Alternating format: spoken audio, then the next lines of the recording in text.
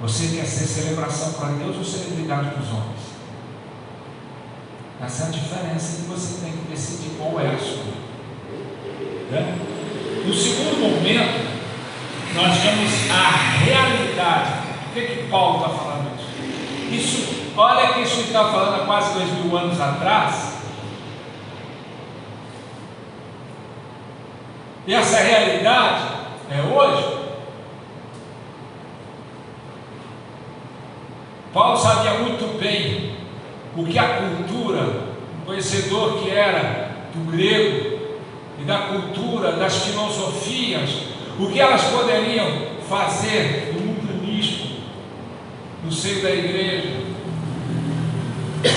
Ele começa a alertar algo que é fato, Pois haverá tempo que não suportarão a sã doutrina, pelo contrário, cercar-se-ão de mestres seguindo as suas próprias cobiças, como sentindo coceira nos ouvidos, e se recusarão a dar ouvidos à verdade, entregando-se a fábulas.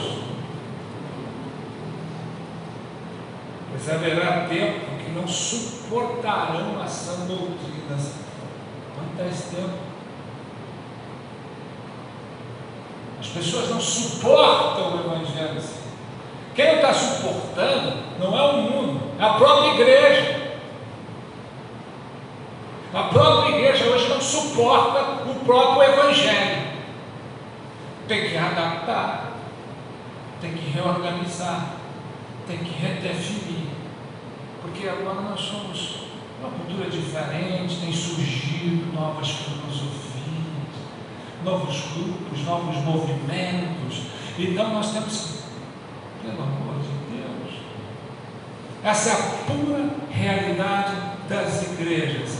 Não suportam essa doutrina. Não, cara, não, prega, exorta muito, insta muito, demonstra muito, quer muito ensino. Não quero uma igreja light, eu quero uma igreja que tenha um louvorzão, o povo é alegre, o povo canta, que a gente sai de lá de boa, que seja sempre. Eu quero um pastor que conte piada e me faça rir, porque já basta o peso do mundo. Eu quero ir para a igreja e não sentir o peso de Deus sobre mim. Eu quero sentir alegria, alívio, eu quero sensações gostosas.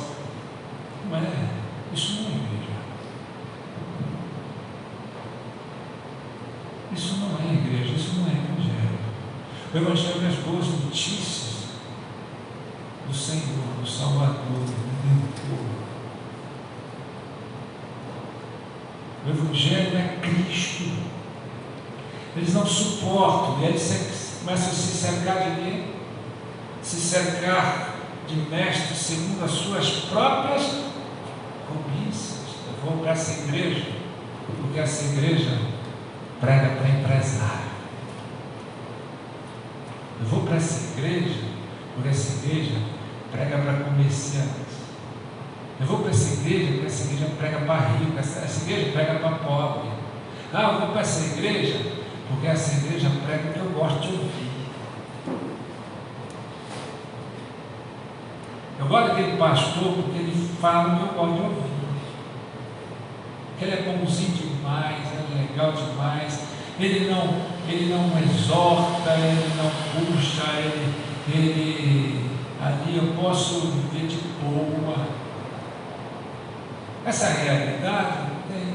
Eu gosto de ir para aquela igreja porque ela tem departamento para tudo, porque ali eu posso estudar minhas crianças, ali eu posso ter isso, aquilo, ter conforto. As igrejas são boas, tem ar-condicionado, outros temas. Eu gosto de ir para aquela igreja, porque o louvor é bom demais. Aquela igreja, alguns meninos gostam demais, porque os homens mandam na igreja. Então vou buscar, segundo a minha cobiça. Eu vou me assecar de mestres que falam o que eu gosto, que ministram o que eu quero ouvir. É exatamente isso, como que sentindo coceira nos ouvidos. Não dá mais para ouvir isso. Não dá mais para ouvir esse tipo de pregação, esse tipo de coisa que exorta. Hoje é um novo mundo. Hoje a gente quer liberdade. Confunde, não? Porque a palavra de Deus diz o quê? Se permaneceres no meu ensino, conhecereis a verdade, e ela, sem verdade não há liberdade. A palavra é a verdade. Então, eu não suporto, né? Aí, olha o que ele diz: eles não se recusam a dar ouvido à verdade, entregando-se às fábulas. As fábulas, nós podemos dizer, são esses sistemas filosóficos, né? Nós temos um secularismo que engloba todos esses sistemas filosóficos, todos esses ismos que viram movimentos: pragmatismo, humanismo, hedonismo, né? Relativismo. São todos sistemas de pensamentos que dominam o mundo, têm entrado de avalanche na igreja, e ela tem tido isso, né? Na época, quando a igreja foi oficializada, no tempo bizantino, a teologia se tornou a parte mais importante, a filosofia era só ajudadora. Agora a teologia foi totalmente desprezada e a filosofia manda. E a filosofia, não baseada na Bíblia, mas uma filosofia segundo o pensamento humano, segundo os movimentos. Por isso a igreja está se adaptando facilmente a isso, né? E essas filosofias, uma delas, talvez a mais impregnada na igreja, a mais estudada, igual seja o humanismo. O que é o humanismo? Definidor, vai ser coisa linda quando você vai definir, mas deixa eu dizer o que é de verdade. Então o humanismo simplesmente é colocar o homem no centro de tudo. A igreja hoje é voltada para o homem, não para Deus. A igreja está preocupada se o homem está confortável. A igreja está preocupada se o homem está bem recebido. A igreja está preocupada se Deus está sendo adorado.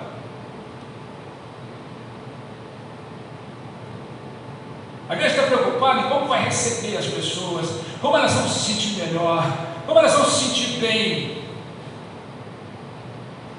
Não sei, eu ouvi uma história interessante. Ela não está preocupada em ouvir verdade. As pessoas não estão preocupadas em ouvir verdade. Hoje nós estamos vivendo um modo politicamente correto, que você não pode dizer as coisas. Então, quando você pega certas declarações da igreja, você tem que mudar, porque não combina com essa realidade humanista que vive essa filosofia. Não combina, né? Por quê? Porque não pode falar mais assim, não pode dizer mais isso, não, isso não combina. Então, pula um pouquinho da Bíblia, porque não dá certo diante, né? A gente tem que saber o que fala, como fala, porque tudo ofende. Tudo ofende. Se você falar assim, você é homofóbico. Se você falar assim, você é racista. Se você falar de certa forma, você é isso, você é aquilo. Então você vive hoje, nós vivemos hoje a ditadura das minorias. São elas que ditam as regras, impõem, né? Aí você vive aquela alternância, né? O oprimido vira opressor. Vira opressor. Olha que coisa interessante, tem uma historinha que diz que a verdade e a mentira se encontraram na beira do lago, na saída da cidade. E ali foram conversar, decidiram nadar, passaram a tarde inteira nadando. De repente, a mentira saiu primeiro e resolveu pegar as roupas da verdade e colocar no lugar das suas. E quando a verdade saiu, ela saiu correndo com as roupas da verdade, e a mentira, e a verdade saiu correndo atrás dela. Ela não quis colocar as roupas da mentira jamais, saiu nua atrás da mentira, vestida de verdade. E elas foram para a cidade, e entrando na cidade, o povo repudiou, acolheu e abraçou a mentira vestida de verdade, repudiou, expulsou a verdade, porque ela estava nua e crua. Essa é a realidade da nossa vida. Nós preferimos uma mentira revestida de verdade do que a verdade nua e crua. Esse politicamente correto é isso. É uma maneira de pôr uma roupinha de verdade num corpo de mentira. ao invés de dizer a verdade nua e crua. Ofende muito mais a verdade nua e crua do que a mentira travestida de verdade. É amor, é compaixão. Nós devemos aceitar tudo. Nós devemos amar tudo. Nós devemos comungar com Deus. Nós devemos chorar com esses que sofrem. Todas essas coisas parecem lindas, mas é mentira travestida de verdade. Parece que Jesus aceitou todas as coisas, né? Parece que Jesus, ao sair, derrubando todos aqueles comerciantes das suas tentinhas e lojinhas do templo, era uma coisa que não era verdade, porque Jesus jamais faria isso. Jesus ama. Jesus não corrige. É esses pastores que ficam ali batendo, Jesus jamais irá, que aceitaria todas as coisas. É amor. Esses pastores que ficam falando do inferno, esses pastores que ficam falando do inferno, Jesus não, ninguém mais falou do inferno que ele. Ele falou: olha, vocês vão para um lugar que é reservado para o diabo e os seus anjos.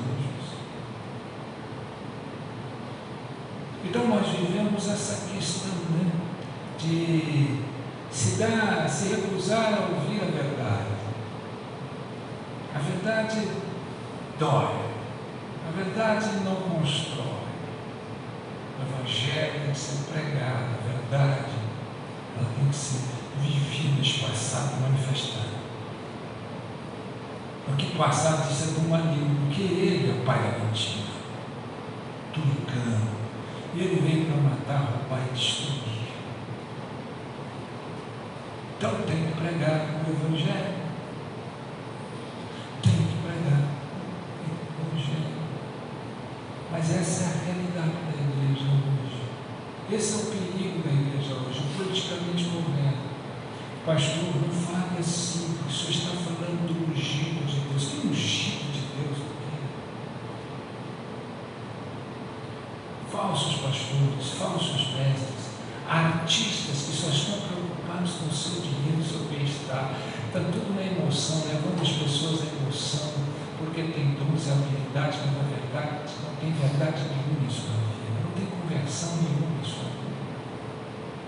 A igreja precisa estar firmada no Evangelho, na pura e genuína do Evangelho, simples, sem volta, sem rodízios, né? Sem essas coisas que vão passar. Esses modismos todos passam, né? Nos anos 80 era Greenpeace, todo mundo defendia as baleias. Toda hora que você via na noite tinha um papo do Greenpeace, que está lá defendendo as baleias. Hoje ninguém mais fala em baleia. Depois vem a defesa da África, artistas fazendo canção para a África, preocupados com a fome da África, coisa. Quem fala mais da África?